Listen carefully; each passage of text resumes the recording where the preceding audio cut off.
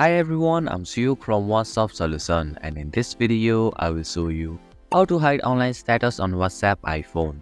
Hiding your online status can give you more privacy and control over when others see you are active. So let's get started. First, open WhatsApp on your device. Tap on the settings option from the bottom right corner of your screen. Go to the privacy settings.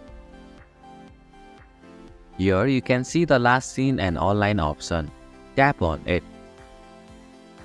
To appear offline, first in the Who Can See My Last Seen section, select the Nobody option. This ensures that no one can see when you were last active on WhatsApp.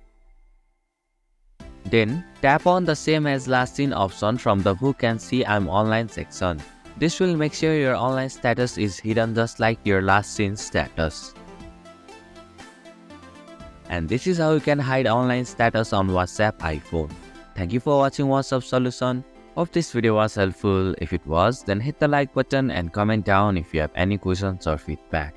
Also, if you are new to our channel, please subscribe and hit the bell icon so that you won't miss our upcoming videos.